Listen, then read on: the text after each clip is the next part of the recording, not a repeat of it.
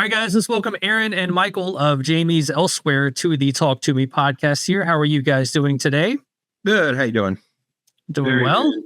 Thanks for having us. Cool, man. New EP. I'm assuming it's Alchemical. Alchemical. Am I saying it right? Out Nailed June 20th, Sharp Tone Records, and we'll just dive in right there. What was the antithesis behind putting out the EP? When we started writing all these songs, we had a bunch of stuff, in the roster that we wanted to release, and we thought the EP, route would be good. So that's why we kind of broke it up in two. We had the Paradise EP. People have such short attention spans these days, and it's like you come out with something, you drop something, and people are all about it for a little bit. But then obviously as things, naturally go, the next hot thing comes out or the next band releases something. So people, tend to move on. So we're like, why don't we break this up and release a couple of EPs? And, kind of when we thought about this one, releasing this, we took the songs that we were like, what are we kind of doing different? What has that same, Jamie's Elsewhere vibe, that has that nostalgia to it, but what kind of, explores other areas, stuff we haven't done, as of yet, from both musically and, I think Aaron vocally as well. And these 5 songs that we're releasing kind of fit that bill. So when it comes to writing this type of stuff, Aaron, do you have to compartmentalize yourself? Like, this should be a Jamie's Elsewhere song, this should be of Mice and Men lyrics, do you kind of have to do things like that? Or are you just like spewing music out of every orifice there? No, it's because music is all collaboration. So it's the collaborative partners are different. So it's like, I kind of do the same thing. I sort of bring the same elements, and it's really the difference comes from the other collaborators. Because I'm just kind of old. I think I just kind of do the same stuff. just this is this is of Mice and Men, this is Jamie's Elsewhere, this is all good stuff. 2025 is basically 20 years of the band. Have you guys talked about doing anything to commemorate that? Have you commemorated, kind of the 20 years of Jamie's Elsewhere? Yeah, we've talked about it. We were going to do a 10-year from our album, They Said, and then you might have heard of that whole COVID thing that happened. So that kind of put the kibosh on that. So we've talked about, doing something. I mean, right now with the EP coming out, just getting set up for that. But one of our next main things is to start, playing some live shows, get out there. And what we kind of talked about is just splashing in, a few tracks, play our new stuff, obviously, but then splashing in, tracks from, our records that we released over those 20 years. Be a cool idea to give to the fans, I think.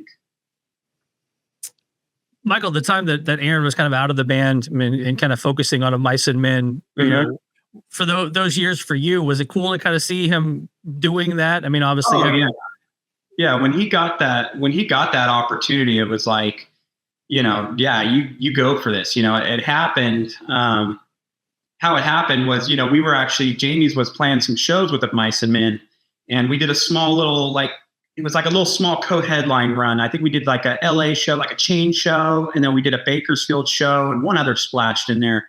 And at the time, that original singer, Shaylee, he was quitting. So of course, Aaron, going out every night and killing it vocally as he does, because he's just super talented. Like that. This guy's got to see firsthand, like, holy smokes, this guy's good, And at the end of that, and Aaron, you can correct me if I'm wrong, I think they asked you to jump on that Warped Tour because they were just going to go on Warped Tour, and they're like, hey, will you fill in for us? Oh, yeah. And the Jamie's guys were the first people I talked to about it, even before talking to my family. And they were the first people to be like, if you don't do this, you're an idiot. Right. So we had been out there on that grind. We had been, touring nonstop and just still grinding, and he got that opportunity. Yeah, it would have just been crazy. And now look at what it's done for him in his life and where he's at.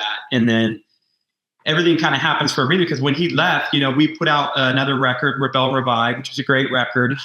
We were before Aaron had joined, we were already set up to go in the studio with Nick Sampson to record that record. So we're like, what do we do here? All right, let's stay the course. Let's, record these songs that we've been working on for a year. And we reached out to Justin Kyle and had him get on the album. And the album turned out great. But then, with Aaron, you guys got to go to Japan too. We did go to Japan. Yeah, they went to Japan years before I ever went to Japan. What a bunch of jerks. And then the first time I went there with the Mice, fans are coming up with Jamie's records that the guys have signed, and I was like, oh, I wish I could have done that. I wish I could have been in two places at once. Right. Hey, it's never too late. We'll go back with you this next time for sure. But it's just. It comes back to where we're at now. Aaron went out and Mice just took off and is, still doing their thing. And then we came back, and now everything happens for a reason. That's why we're even here to, put out this EP and do this Sharptown stuff and the new music that we're writing, the way it's shaped up to, it's just, that's how things happen. Right. So can't look back, only look forward. Yeah. And Michael, I think you'll agree, that the idea of Mice, him kind of going from just playing bass and kind of background singing to taking over lead vocals is one of the most seamless transitions I've ever seen, because of the, Would You Still Be There single kind of being the biggest hit of the band at the time. With Aaron kind of being out front on that track and then kind of taking over, lead vocals later on. It's kind of one of the more seamless transitions a band could probably ever do. It was funny. It just got to, it wasn't ideal, like how the circumstance came about, but like it was awesome to be able to sort of tap back into a lot of those old, like Jamie's performances and that old energy and stuff.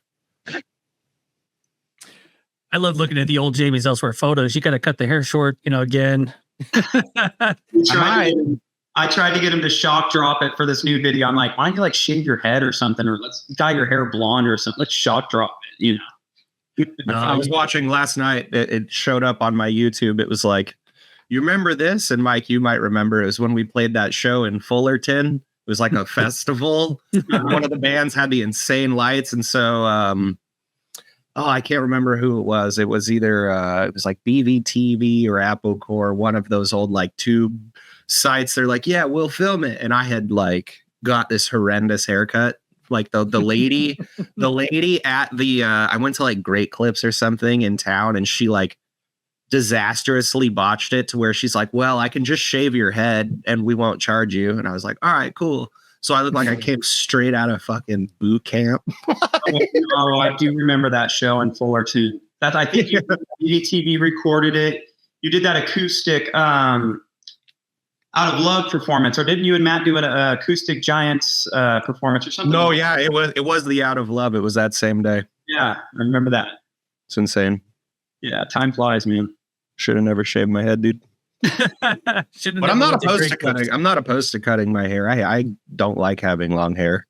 It looks great, dude. Especially it's a pain in the ass. Yeah, around in a circle on stage looks great. I wouldn't cut it. Oh, it's cool. It's cool for the costume, but it's not cool when you like drop the remote and one of the batteries goes below the couch. You're like, I'll get it. Wait a second. It's all in your lady's face when you guys are sleeping. Yeah, I'm just gonna shave it and just have them turn it into a wig, so I can just like put it on for press and then take it off for life.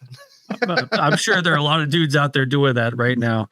Talk about kind of growing up in the Sacramento area. Obviously, Deftones, and then Papa Roach even kind of being from that area, things like that. What did those guys kind of mean to you growing up, seeing a band from your area kind of blowing up, and then knowing that you could probably do that too? It was always awesome. And honestly, Sacramento, and like between Sacramento, I'd say from San Francisco all the way to Reno, it's like, Sacramento is like smack dab in the heart of all of that. So like we had a really rich scene as far as, like post-hardcore and like metalcore. But then there was also a massive hardcore scene because you have bands like Hoods that are from Sacramento, bands like Lionheart from the Bay Area and stuff. Like there was always so many bands and shows and everything. So it was awesome because you could see acts sort of go from the regional scene to the national scene, and it a lot of times it felt like that's where it was happening, because we were too far from SoCal for that to be a huge influence, and then if you go north, it's kind of like Sacramento's the last thing until Portland and Seattle and all that stuff. So it I don't know. It was just an awesome place. I think back to it a lot because every now and again I'll meet somebody on the road that's like, "Do you remember this band? Do you remember 10 Falls Forth?" And it's like, yeah, I do. You know what I mean? Like, it's pretty crazy. But yeah, we had like Aaron said, and fortunate enough, the scene was just alive in Sacramento. We had, so many cool venues. I mean, there was back in that time, there was 4 venues. I mean, you had the Boardwalk, you had the Underground, you had Club Retro, you had all these venues out, where you could see shows all the time. And it was just so rich in the scene, especially those MySpace scene days, and all the bands that have just come out, from Sacramento. You got to see them start small.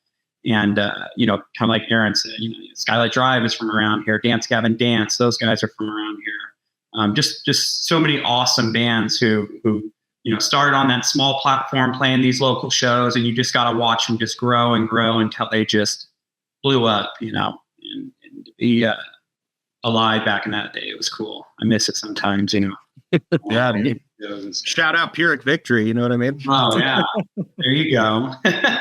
Kind of love looking back on the MySpace days fondly of just seeing bands kind of pop up and building through that. And then, like you said earlier about the band that, brought too many lights or too many of this, they, so many times you would go to a show and there'd be one band there that had like ego boxes with lights on them and, just everything, all kinds of production and just, shit that they built at home. That, yeah. Well, we used to call them the Breaker Busters. Yeah. There you go. Yeah. We had these 4 massive light towers that my brother and our guitar player, Matt's dad, helped us build. And it was just, had these huge like bulbs in them. I don't even know what size they were. But we would pop breakers all day at venues. I remember Alan. I think wasn't Alan. Alan was doing film school and we were playing in Redwood City, which is down in the Bay Area at a venue. And he, for his last final project for his film school, he was the record a live band.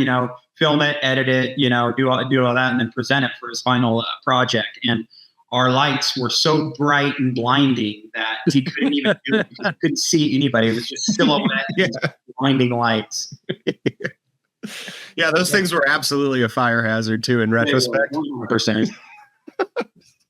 You got to get out the 100 or 400 watts per side. We go to venues and like, I don't know if we can power these, but we'll try. We're like, hey, that works for us. Let's get this thing going. As soon as we would turn on the bulbs, it would literally just go, just shut everything down. It's like, yeah, they won't work, but at least we know that now. At least hopefully you got 1 or 2 photos out of it before they popped out. Yeah. So Aaron, you going to Mice and Men for a while, obviously leaving Jamie's Elsewhere for a little bit. When you go back and start doing some more Jamie's Elsewhere stuff, do you come back with anything like, I see that Mice is kind of doing it this way, maybe we should do that? Was there anything business wise that you were like, maybe we should try this model or anything like that? Just anything that you learned of Mice that you kind of brought back to Jamie's? Oh, no, everything. I mean, it was, when we had first started talking about it, the way that we kind of we've always been in touch. Like, I don't think there was ever a time where we weren't in touch and we weren't friends and we weren't like consistently checking in on each other. But when we started talking about doing like the way that I remember it, and Mike can correct me if I'm wrong, is the first conversations we had about doing anything Jamie's again was to do those 10-year anniversary shows. Mm-hmm. And then from there, Mike goes, by the way, like me, Chance, and Matt, we're always getting together and writing stuff. And I was like, sick, send it to me. Because at the time, too, with like, COVID kind of happening, I anticipated in advance that the touring was going to get shut down and that I was going to have time at home. And we all, like, everybody in both of Mice and in Jamie's, we're all like proficient enough in home recording to be able to do stuff like this from home. So from there, it was like, yeah, just send us music. And then as we were kind of getting back into it, the one thing that I was able to bring back full circle that made the whole thing feel like it was kind of like a, I don't know, Lion King Circle of Life type moment was like, I was able to come back and say like, I have a label that will sign us. I have a manager that will manage us. I have a booking agent that will like book our shows. We've got, we can get business management so that we're not like trying to figure out all of the tax implications of releasing music independently and everything else.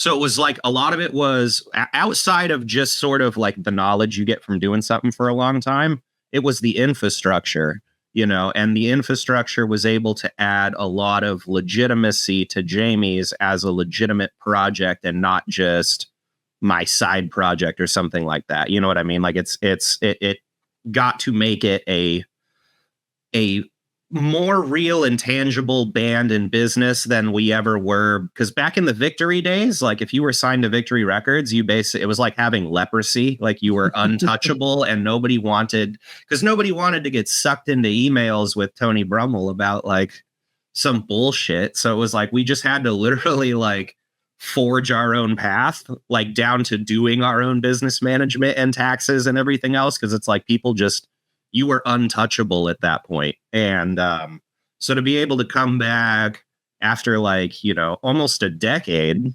and be able to offer all of this to this band, like that to me felt like you guys always let me go and do this thing and we're always supportive and we're like, hell yeah. And it's like, all right, cool. I went out there, I learned all this stuff. And now like I have people on my team that I can bring and like offer to the guys, because this band has always like deserved it. Like Jamie's back in the day, like we had a really rough go of it, and it's funny how history is not exactly like how it was, because I'll meet people all day long, like there's at every single show that If Mice does, somebody mentions Jamie's Elsewhere to me. And that to me blows my mind, because I remember what it was like booking our own shows, driving 10 hours to go play for like 20 people and the sound guy. And then for history to be able to look back at some of those flyers and be like, man, I bet that show and that tour was popping. And it's like, no, I'm not going to correct them. You know what I mean? But like there were, like, it's like I was thinking about it. There was a tour that we did where it was like us, Motionless in White, Memphis Mayfire, Ice Nine Kills was on it too. And it's like, you look at where all of those bands are, and then you look at a historical flyer with those bands on it, and you're like, man, I bet that show was lit. And it's like, yeah, there was like 15 people, and then it got canceled because like some of the venues started dropping the gigs. Like, because that just used to happen back then. Like even if you were a poppin' band and could draw 500 people a night, there was always a likelihood that you were going to get an email from the promoter being like, hey guys, so the show's off because the venue has a hole in the roof or something, like, so it's really funny now, like the band and that record, They Said a Storm Was Coming, gets so much more love and appreciation now than it did when it was a brand new thing. And I'm here for it,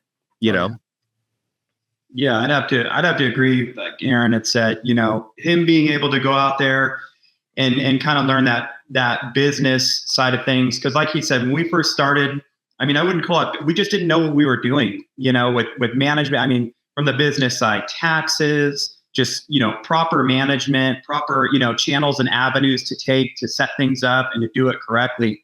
And then when we started this thing back up, and able to, be a more legitimate, band, it was just like Aaron, he had us with, management, we kind of, his team kind of picked us up naturally from the business side and the management side and the label and everything. It was awesome to see and to like actually be doing things right, to have like set up as an actual business and have our taxes, be, squared away. I mean, nobody wants to deal with that type of stuff. So just all of that he brought to the table, it was like, oh, okay, this is how you're supposed to be doing things. So that was huge, massive for this band.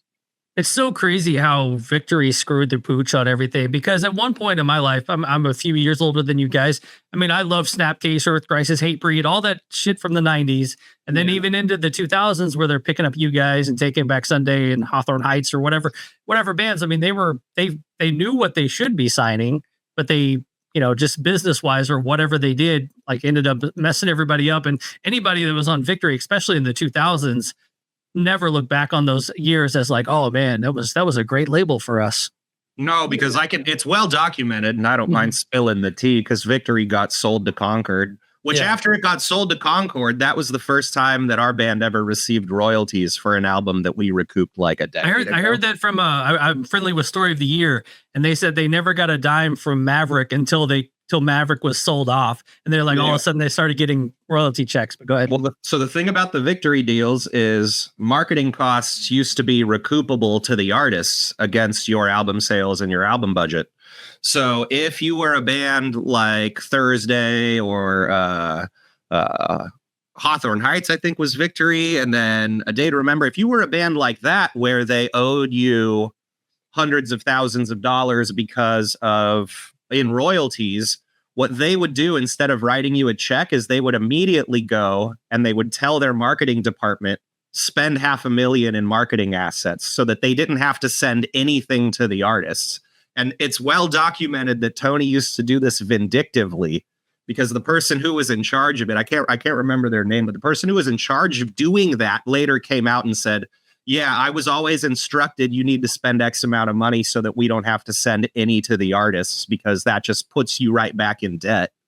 So, and it's well documented. So it's just like, it's I can't think of a more evil thing to do than to enrich yourself off of people's hopes and dreams while at the same time, like, keeping them essentially, you know, and I think abject poverty. Almost like, I don't know any other bands. I mean, we actually got out of our victory deal fairly easy. There was like a clause in our contract where one of the options was in our favor. We didn't even realize it. And at the time, our manager, Jerry Clubb at the time, who was managing us, found it. And we, you know, presented that and said, hey, we're not going to, go with that third option. We're going to, could jump off the label. And there was really nothing they could say. But I think people were trying to, you've heard about Hawthorne Heights and Thursday and all these bands that were trying to, in Day to Remember, get off the label, but we're stuck. I mean, it was pretty seamless for us, besides a couple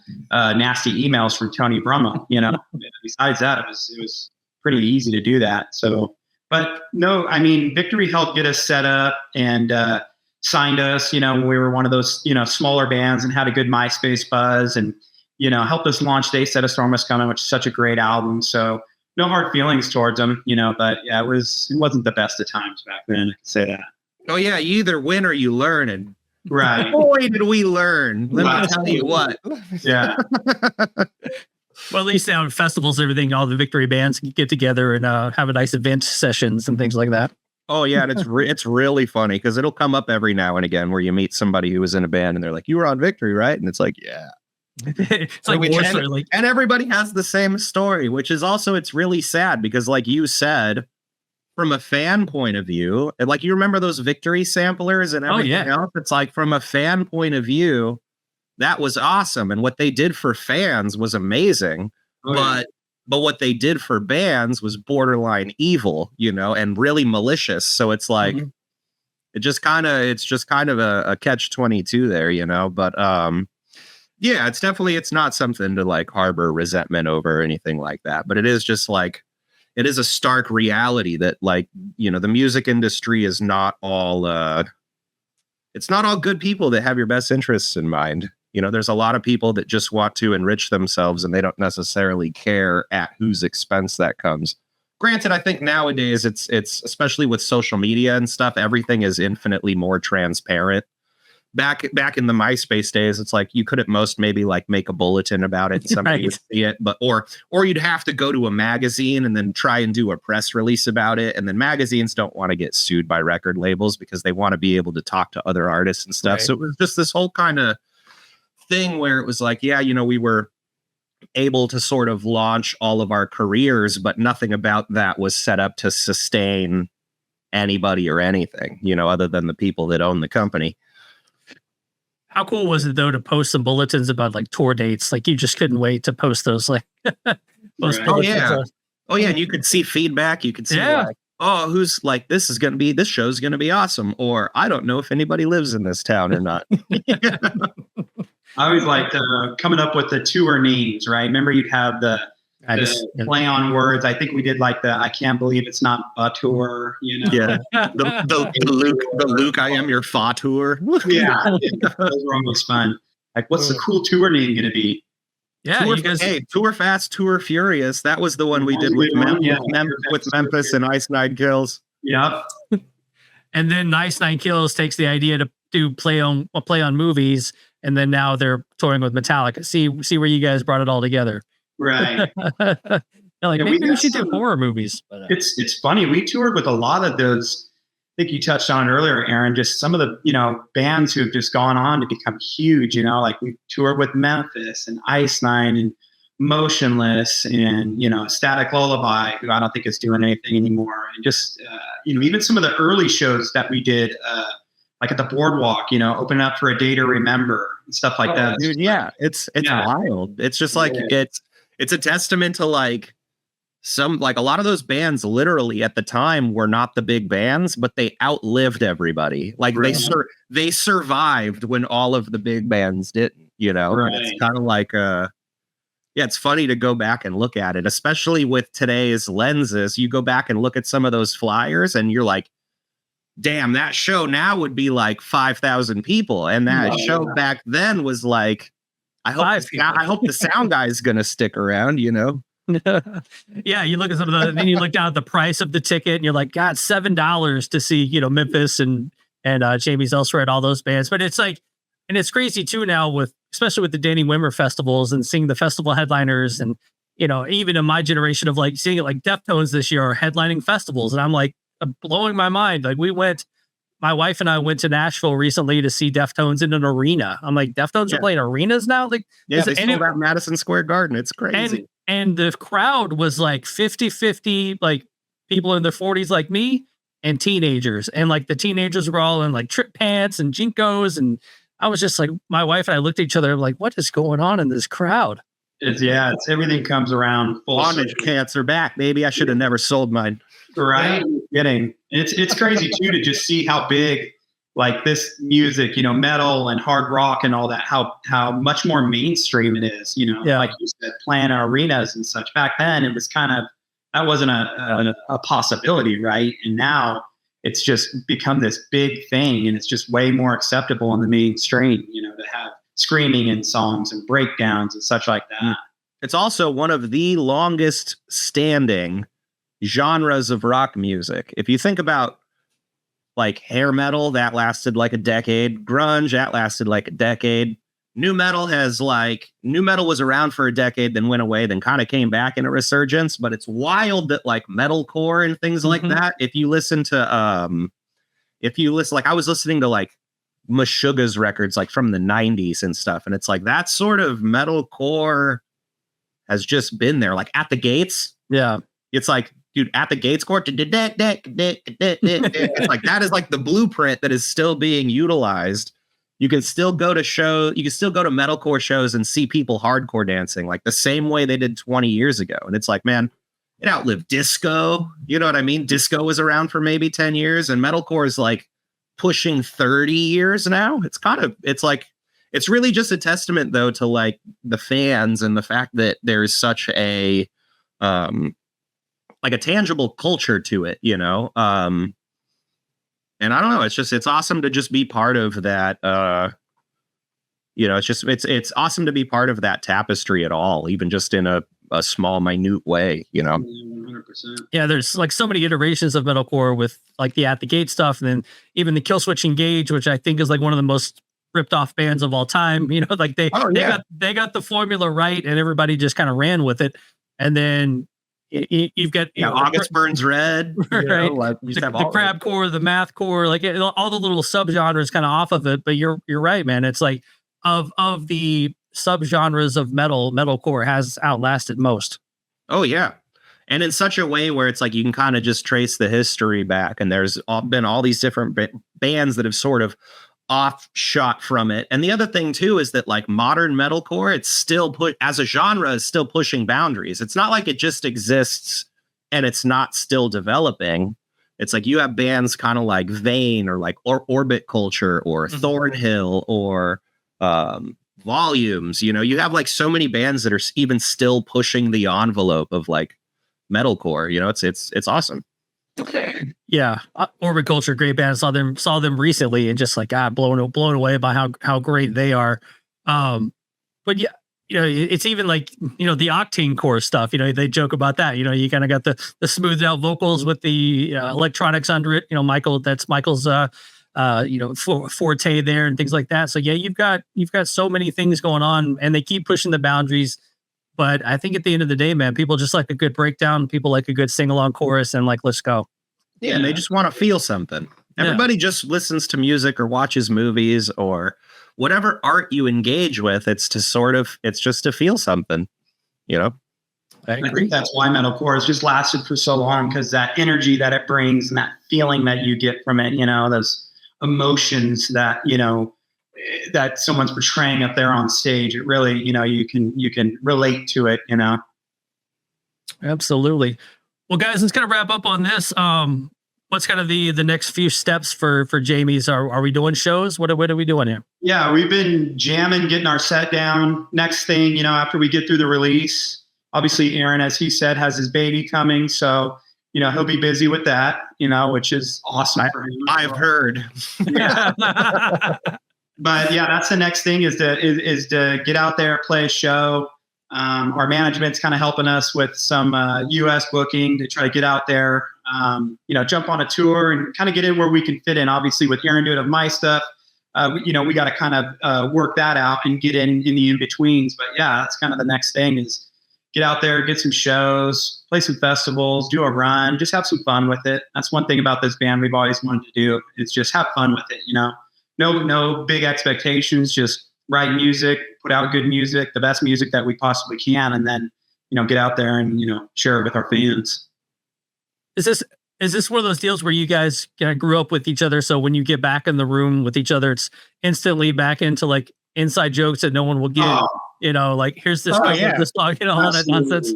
Every time we get together, we pick back up right where we left off.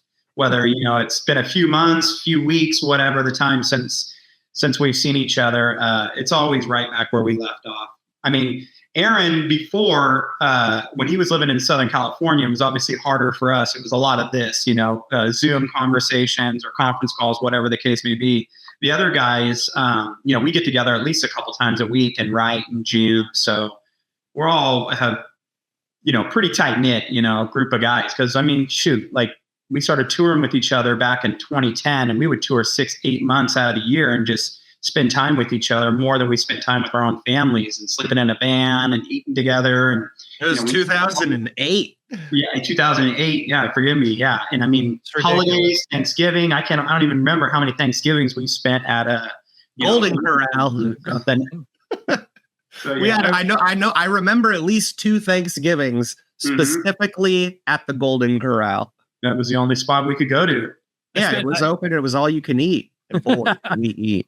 Just, I remember the one year we were at Thanksgiving and we were in somewhere and we stopped at a Denny's and I ordered like the Thanksgiving platter. Everybody at the table gave me shit. I'm like, hey, it's Thanksgiving. I'm going to eat some turkey and some fucking mashed potatoes and gravy today. You got to. Yeah. Too fun. Well, I guess that will do it, guys. Once again, Alchemical out June 20th, Sharp Tone. And once again, Aaron, Michael, thanks for taking some time here today. Hey, thank you so much. And I hope you're doing well and hope to see you soon. It's been a minute.